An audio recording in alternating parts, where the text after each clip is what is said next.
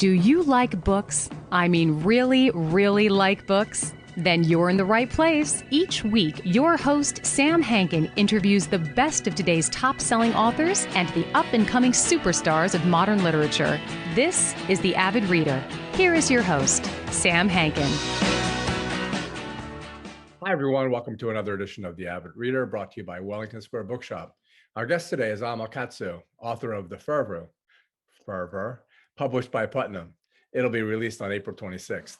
Alma is the author of 7 novels, including The Hunger, The Deep, and Red Widow, which we may be seeing on our screen soon. So, what is horror? And what is fervor, for that matter? You know, we shrink from mutilated corpses. We are horrified, all too often in today's world, by killing and looting, the horrors of war, and sometimes just the concept of man's inhumanity to man. Fervor, in many ways, goes hand in hand because it too is an intense passion, sometimes because, as in this book, someone is passionate about a new discovery, maybe a discovery that has gone horribly wrong.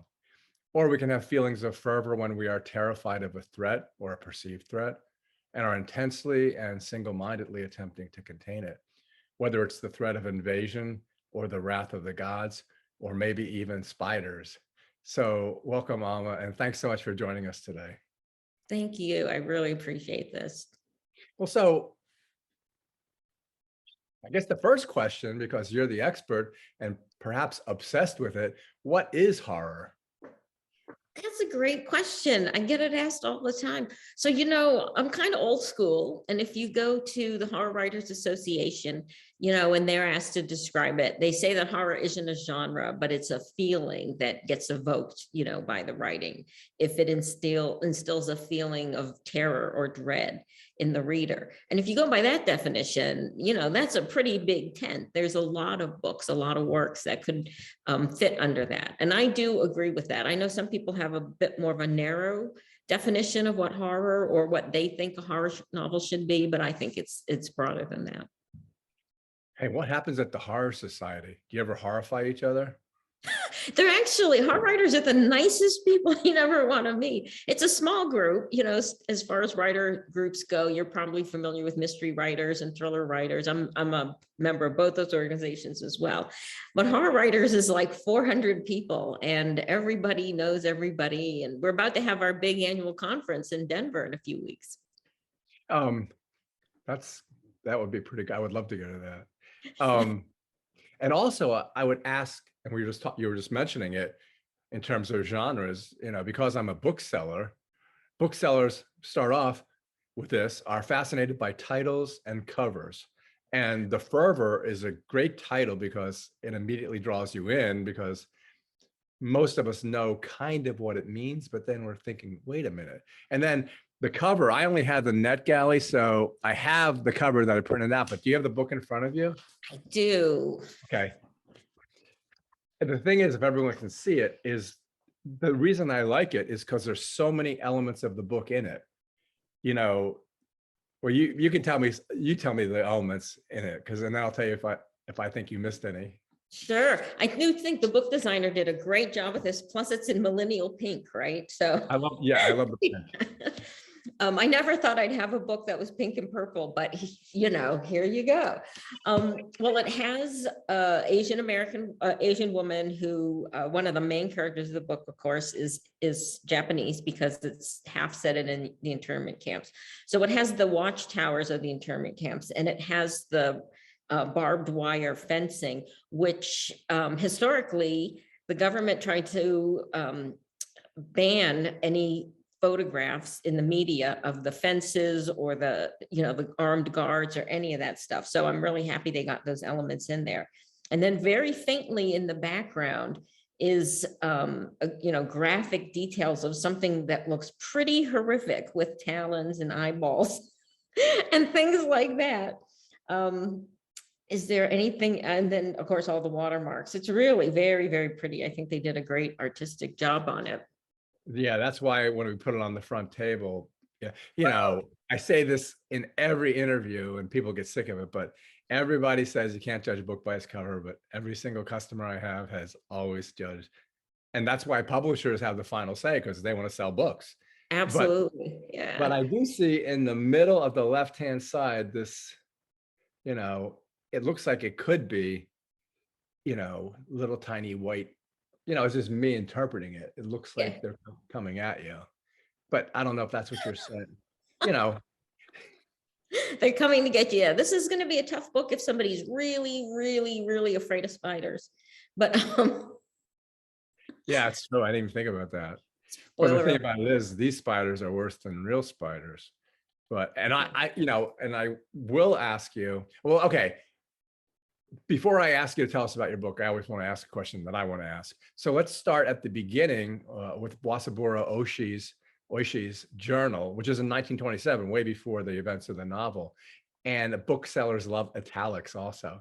So, so it's in italics, and that kind of hints at something going on immediately that is not here. It presages it. And considering that in many ways, he's kind of the protagonist in a sense, even though he's really not there. Yeah. So I'm going to try and keep away from spoilers. So if I tell you or ask you what your book is about, then I'll know how far I can go. I'm terrible with spoilers. I almost always, I'll just keep, because you get into it and you kind of go. So you want me to tell you a little bit about the book? Okay, so it's set in the waning days of World War II, and it starts with an actual historical event. Archie Mitchell, who's a pastor, and he just took over leading his new congregation in Bly, Oregon, and his wife, his pregnant wife, Elsie, take 5 of their Sunday school children one day for a picnic up on Gerhard Mountain. And Archie drops them off, and while he's bringing over the picnic things, he hears this loud explosion, a fiery blast, and his wife and the 5 children are all killed. And this is a real incident. This is the only incident where there were US deaths attributed to the war on the US mainland. And of course, Archie is devastated and guilt-ridden that he didn't, wasn't able to save them, and somehow. There's another main character, and that's the one I alluded to earlier, Meiko Briggs. She's Japanese.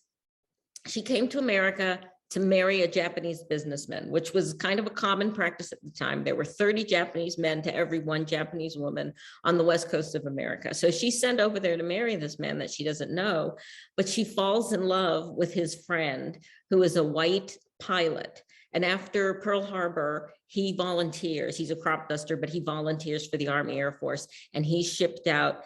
And Meiko and their daughter are sent to one of the internment camps. So she's at Minidoka, which is in Idaho, and she notices something strange going on. This disease seems to have broken out in the camps that infects people with this incredible violence and aggression. It culminates in violence where people are actually killing each other, but she suspects something else is going on. Then we have a third point of view character, Fran Gerswald, who's a reporter working on the Big Daily in Lincoln, Nebraska. And she also witnesses one of these explosions, and it turns out that they're the fugo, or fire balloons, that the Japanese have released to come over the United States.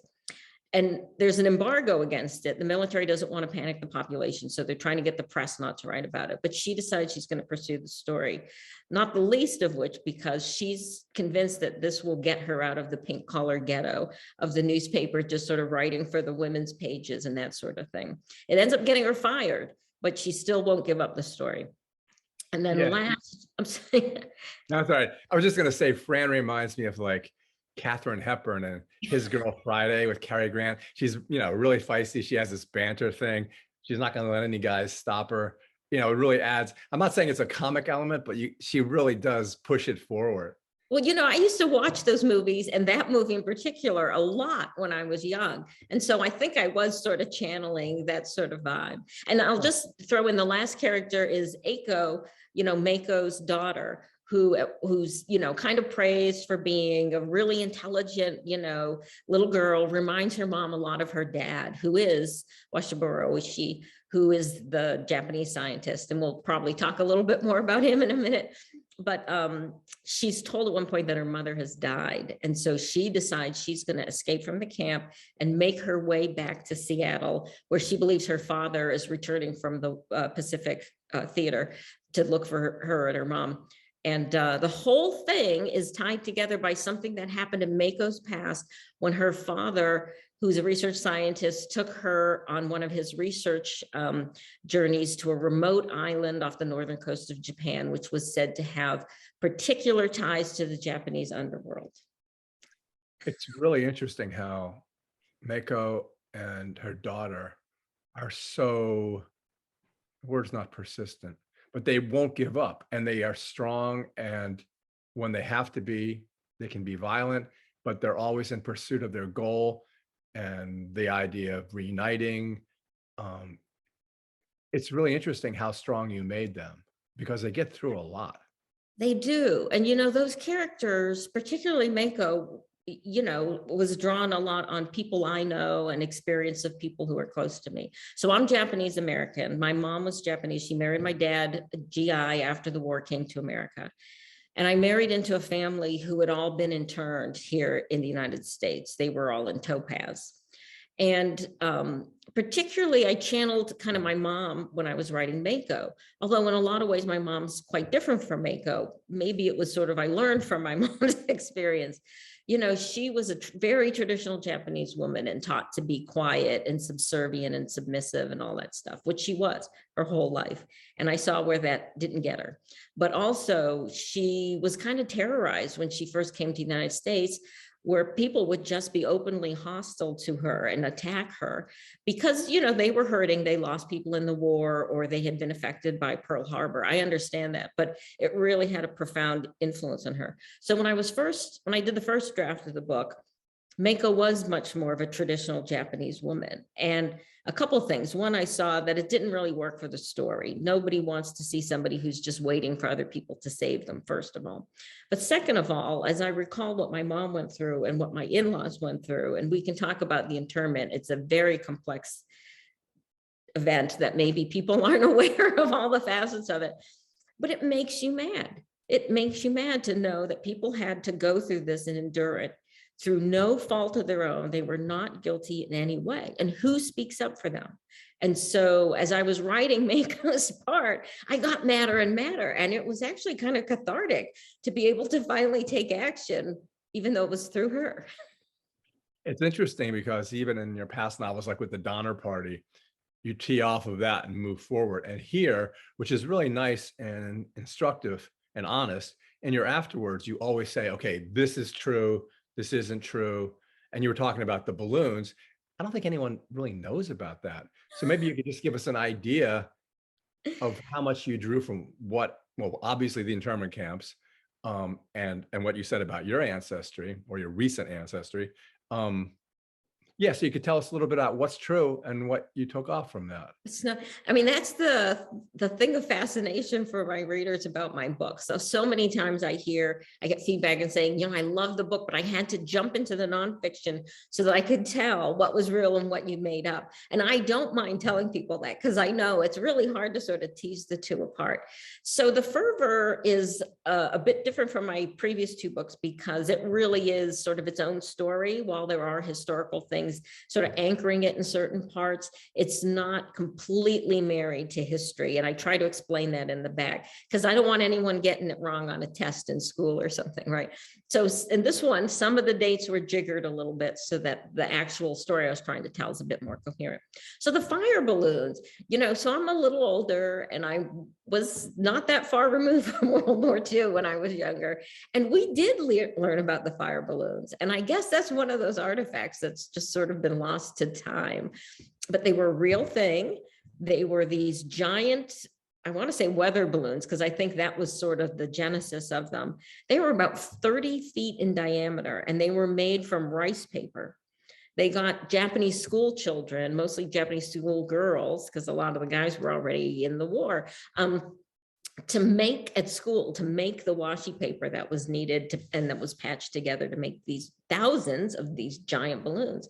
And they dangled this kind of rudimentary incendiary device underneath it and sent it off on the jet stream. And that's the tie back to Oishi, who was the man who discovered them quite a bit earlier. But was pretty much ignored by the research community, which is why the US didn't know that this was possible, that things could be sent on the jet stream all the way to the United States. So that's a true story. And we can even talk about the genesis of it if you want, because that's a little fascinating too, how the whole program came about. The camps, of course, were absolutely real. And it was a bigger network than people might think. I can't remember the exact number. There might have been 7 to 10 actual camps, but there were a bunch of relocation centers and processing centers that people went through, this whole network on the Midwest to the western part of the country.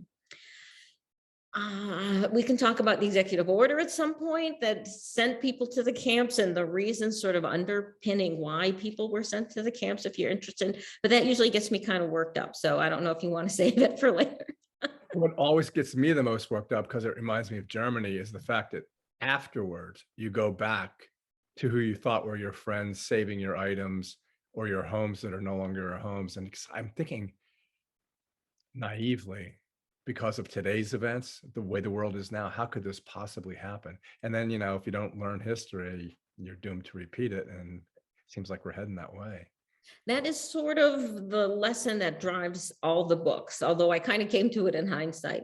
I saw when I wrote The Hunger, and the first questions you get, when you go out on tour is, why should we bother with the Donner Party today? What's the relevance of this? So I wanted to look back and see the relevance.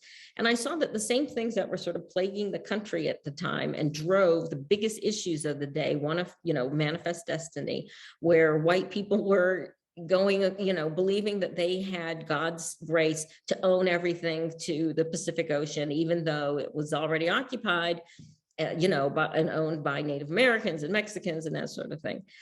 And also the religious issue at the time. I wrote The Hunger during the 2016 presidential election campaign, and I wanted to make sure that I wasn't carrying what was going on around me in the day into the story. And so I was a little relieved to find out that it was sort of the same things going on then that were bothering people now. And I've just seen this pattern with every book. With The Fervor, I have kind of brought the allegory forward though, because on one hand, it's super shocking to find out that a lot of things that drove the internment of the Japanese in the 1940s, the conditions that they had to put up with, and we can talk about white nationalism and that sort of thing, are still with us today. I'm a researcher. I spent over 30 years in the intelligence community. I was a master researcher in the intelligence community. And I dealt with civil issues, a lot of genocides and atrocities, right, for years. So Bosnia-Herzegovina, Rwanda, Sierra Leone, Pristina, all those places, right? We study how does something like this happen? We look for the common threads. And we're seeing a lot of that in the United States today, right? And it's terrifying to me, it's horrifying to me. And The Fervor is kind of my way of dealing with that and trying to show people through a story that what's going on now is not unique. It's a pattern that gets repeated, and we really need to pay attention to these things. And the aspect of it that really introduces the horror is the gods and goddesses. Even from the very first few pages, when the 120-year-old guy is telling Meiko's father that everybody's get off the island because this is going to happen. And he names the gods and goddesses. And then the real horror is when you have this woman who purportedly has a baby, and the word kumo, it actually talks about spiders and clouds. And no one knows. And yeah, that's where the horror is. And that's what you do. You bring that in your books. And that's what people, Archie goes through this horrible thing. Actually, I was surprised that he actually was able to get through it and then kind of continue with his life, although in a not so good way. But the woman, and I've seen this kind of in my head, in my dreams, the idea of this woman coming to you purportedly in beauty and in kindness, and then there's the horror. Yeah, the horror element is sort of embodied by this one character you're referring to, who in traditional Japanese folklore, it's the Giragumo, which is a woman who appears to men who are traveling as this, despondent woman holding a baby who looks like she needs help. And she goes up to the traveler and she says, please hold my baby, to help her. And if the man does that, then she transforms herself into a giant spider and eats him. Now, we've had a lot of discussions in the course of talking about this book. What does that mean? Is the woman taking advantage of the man who's just trying to be chivalrous and trying to be helpful? Some people have said, well, when men offer to be chivalrous, they usually have ulterior motives, and that maybe it's the spider woman who intuits this and she's going to turn the tables on him. I'm not exactly sure. I mean, one interesting thing about Japanese, the Japanese folkloric tradition, and not that I'm an expert on it, I just absorbed some of this sort of growing up, but it's incredibly immense. I think a lot of Westerners probably have a hard time, it doesn't really correlate to what we learn in Western religions. So there are hundreds of Japanese demons and ghosts and that sort of thing, just attached to every facet of your life. And I wanted that to come through in the story. And so I think maybe that's something too that sort of resonated with you, because they'll just pop up as the characters, particularly Meiko and her daughter Aiko, because they're closest to it. These, the other world kind of comes through and touches them at times to remind them that there's something going on here. You can't see the whole story. Well, there's a different kind of horror that happens to people every day, which is like with Elsie. Archie sees this person in a certain way, and then in actuality, without giving anything away, she may be completely different. And how could I put my, and he never really realizes that until she does something like the woman does. Right. And without giving it away. Although, the one thing I thought about Elsie, and this doesn't give it away because no one knows what I'm talking about, is maybe it was the tea. Well, we always try to have multiple possibilities in these things, right? It's plausible deniability is what we call it in the intelligence community. That character is somebody that I think a lot of people will be able to relate to, especially after the last 6 years or so. We've all had people in our lives who have changed in ways that really surprised us. And to a certain degree, even though Elsie is a real woman, she's based on a real person. I can't say that she's like that character because I didn't know that Elsie Mitchell. And as I try to make clear in the afterword in the book, these are not meant to be representations of actual people. I've kind of changed them. We have very few real people in this book as opposed to the earlier books. But this character was based on somebody I know, and I'm not going to name her, but she is the daughter of a preacher. She's a family member. She's always put herself forward as very religious. And she has just turned into the most racist hate bag that you can imagine. The last few years, I don't even want to talk to her. But it's that kind of, just like you said, sometimes people are not what we think they are. And under certain circumstances, they'll reveal themselves to you, just like the Giragumo. Yeah, and that's the thing. And again, not to attack any particular group of people, but you look at fundamentalist Christians. I shouldn't get political. I know. No, I'm not going to do it. Should I do it? I mean, you look at fundamentalist Christians, and then you look at a particular person who's controlling everything right now. And you wonder, okay, how can they have these beliefs? And at the same point, and then they'll say, well, he's just a buffoon, but I like his ideas. Or, the trains ran on time, like with Mussolini. Yeah, like Mussolini. Yeah, and it's like, okay, well, how can they? And then the thing about America now, the lack of civil discourse. Right. Just like in the book, where you have a gang of people, they become a gang, a mob. And they probably were really nice people. Exactly. They were probably really nice people at one time. And even in the book, even as they're spewing these horrible things, except for the one guy, they're still kind of nice people. I mean, at least they're nice to Archie, right? Yeah. Even though they're fooling him at the same time. And, hopefully it's these things that readers will, as they absorb it, they'll realize how reflective it is of the time that we're living in now.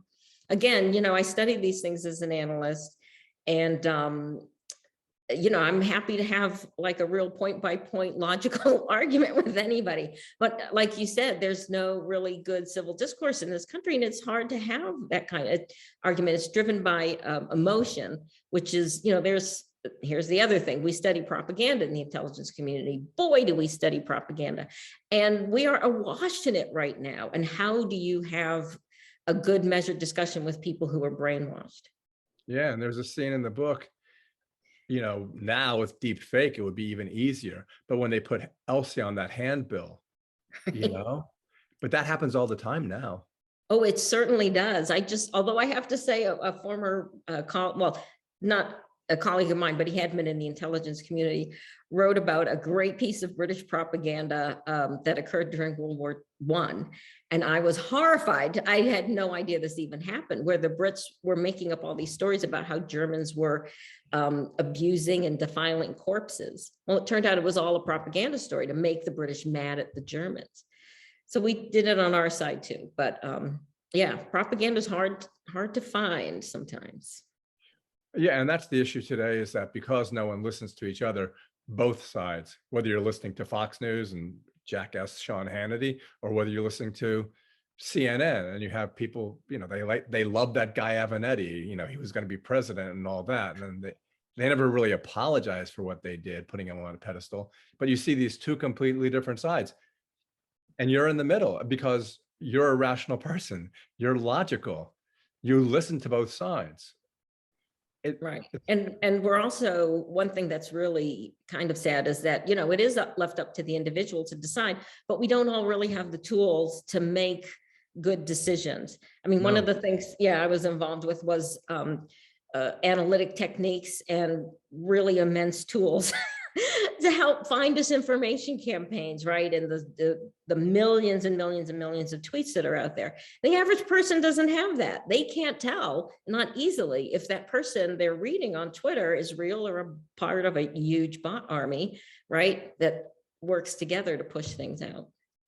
This is really a very far-ranging discussion, isn't it? I know, I do this, and I'm not Terry Gross. I don't ask Terry Gross questions. No, it's fascinating, but that's kind of the problem with my books, is that they are really rich with a lot of ideas sort of woven together. And then it makes it really hard to describe it like in a 10-second elevator pitch. What's this book about? It's really about racism.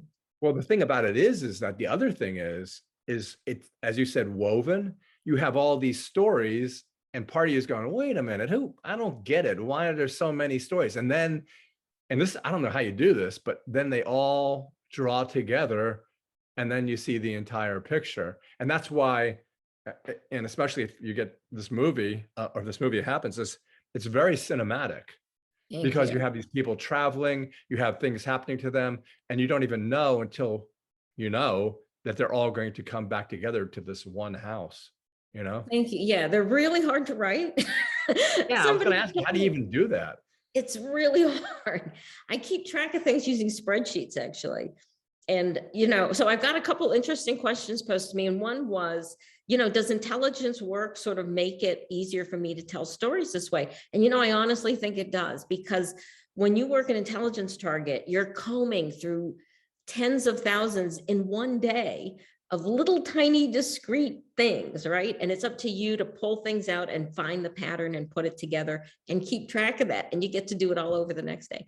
So I'm used to sort of pulling things together from a lot of different sources to tell a story. So I do think that maybe that is a little bit of a different perspective that you get in my writing that you might not get from another writer. And I completely forgot the second thing I was going to say. It'll come back to me. I know, I did it too. I'm doing it right now. Oh yeah, and the thing is, it reminds me of an episode of something like CSI where they have the big bulletin board and they have the 3x5 cards and then they have a piece of twine tying them all together. It's like that. You have spreadsheets. It's like, I use spreadsheets. It's funny you bring that up. A friend of mine who writes, he's a talking head who used to be in intelligence. It's called The Wall of Crazy, by the way. I learned that from screenwriters. And he hates those. And he came to me and he said, I'm going to write an article on this. And he did, for like Slate or something. And he ended up quoting me. But just to set the record straight, we do not use The Wall of Crazy. We use spreadsheets.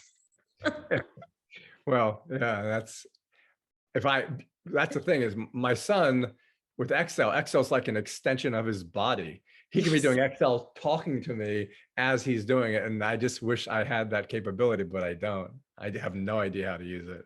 Oh, well, once you do, it'll change your life. I love it. I fought it for years, but now, yeah. I always thought I'd be ahead of the curve with technology. And then all of a sudden I realize I'm behind the wave and it's really hard to get back over it again. We could talk for hours just about this. So the last third of my life in intelligence has been in emerging technologies. I actually had the opportunity early in my career to get involved in a couple technologies that ended up sort of changing intelligence, right? And so because of that, I got pulled back into it in the last third of my life. So I spend a lot of time thinking about new technologies and which ones have the impact to really change the intelligence business.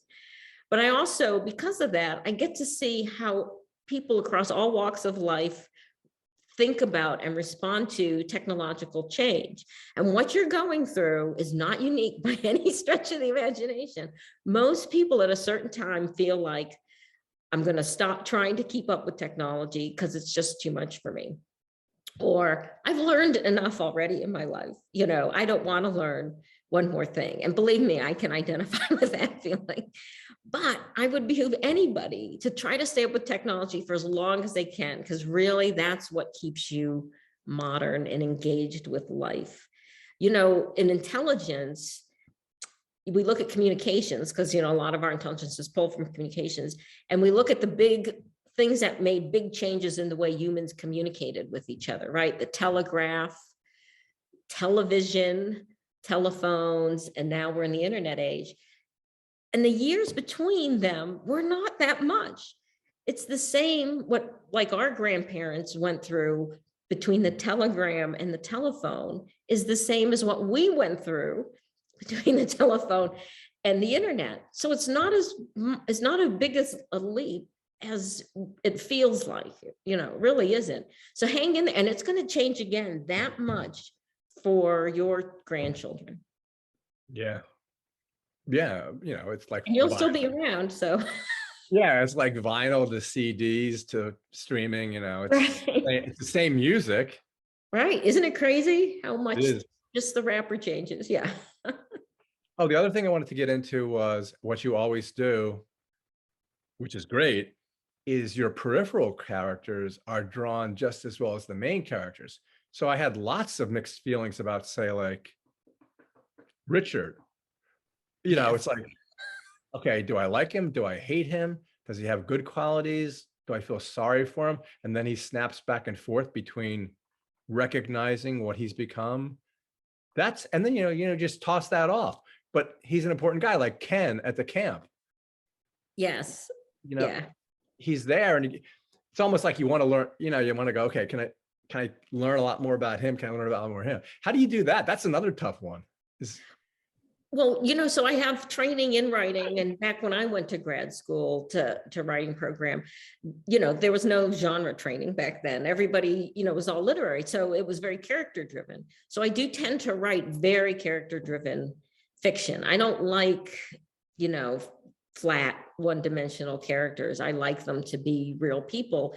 And the other thing, which is kind of sad, is I end up, there's a lot of pages on the cutting room floor. So there were a lot more scenes with some of these characters. Like Ken, you'd really have to pay attention to realize this, but Nishi is the guy that Meiko was supposed to marry when she first came over. And then he's already kind of a leader in Seattle, in the Japanese American community. So when they're all moved to the same camp, he ends up being a leader there. And, he's trying to help her. He tried to help Aiko when Meiko disappears. But at the end, you kind of wonder, how good of a guy was he? Was he a collaborator? And that was kind of an issue among the Japanese in the camps, is some people after a while started criticizing the elders and the leaders for being collaborators with the government in continuing their oppression. Yeah, and that goes to another thing. At first you might say, oh, well, I don't know if this is right. And it's the fact that everybody pretty much has a secret. And then you think about that and you go, well, everybody pretty much does have a secret. Take it from a spy. Everyone does have a secret. I mean, I'm not going to tell you some stuff, and you're not going to tell me some stuff either. And the reason is because, one, it would probably hurt you, and it would probably hurt someone else, unless your relative listens to this and knows who she is. Yeah, that'll be curious if she recognizes herself. Yeah, they don't usually do that, do they? Yeah, so the idea of cigarettes, the idea of hiding something that if was known, or the idea of, in Archie's case, that the cigarette is eating away at you. Right. Archie was a really interesting character to write.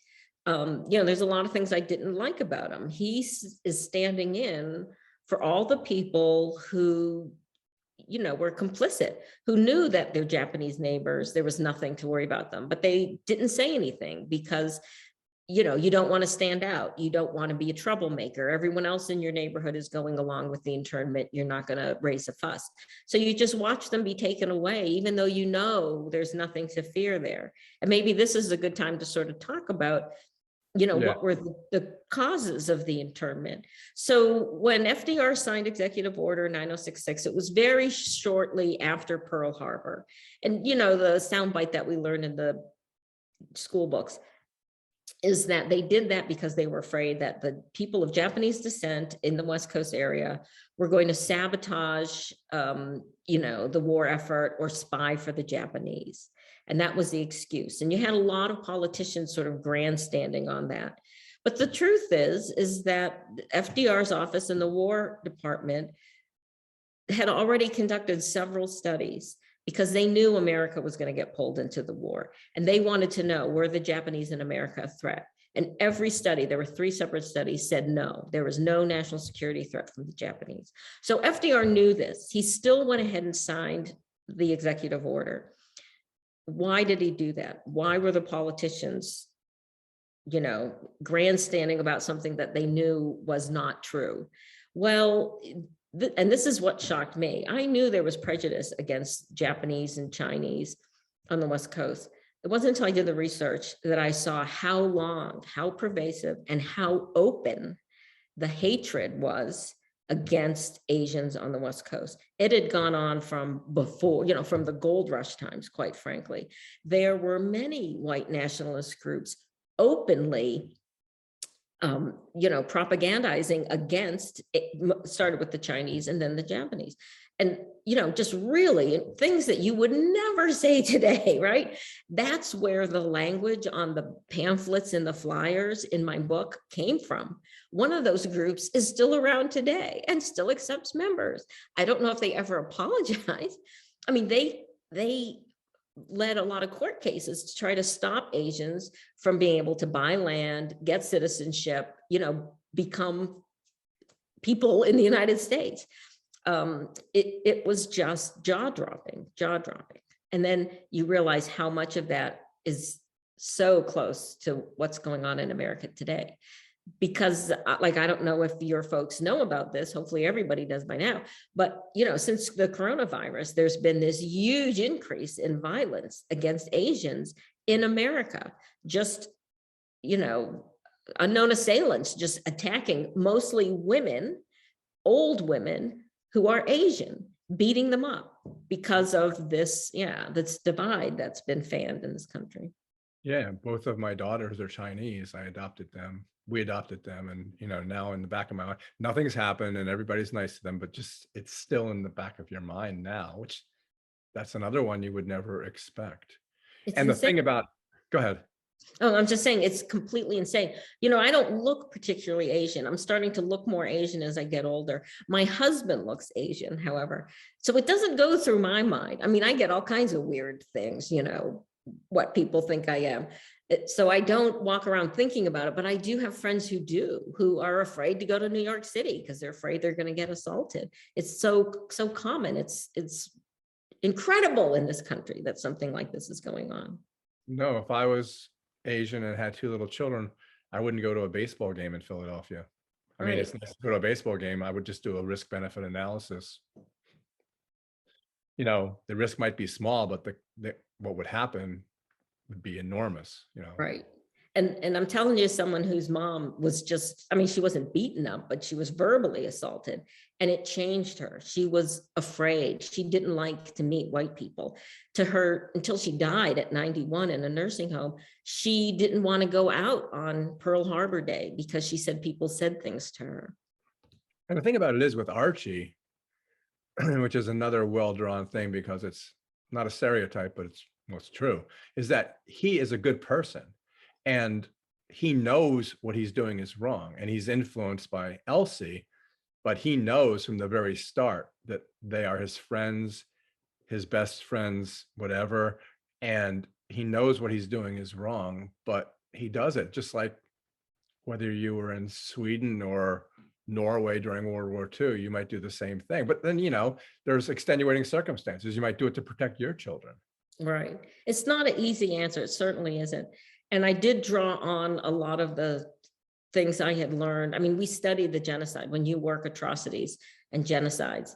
Doesn't that sound fascinating? When you work that issue, we do study the genocide. So we could learn a lot about what happened during the Holocaust.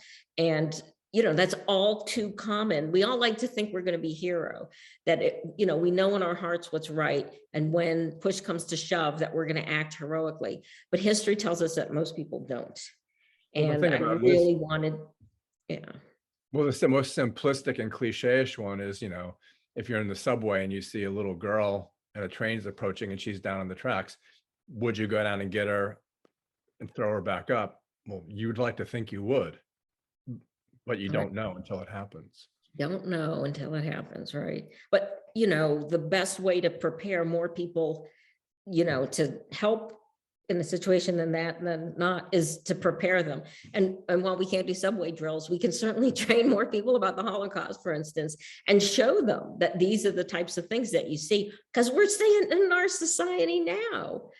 Yeah. Right? I mean, look at that book, Mouse, which was one of my favorite books. And now it's banned ostensibly because of whatever, but it's not. It's banned because there's Holocaust deniers. That's why it's banned. Right.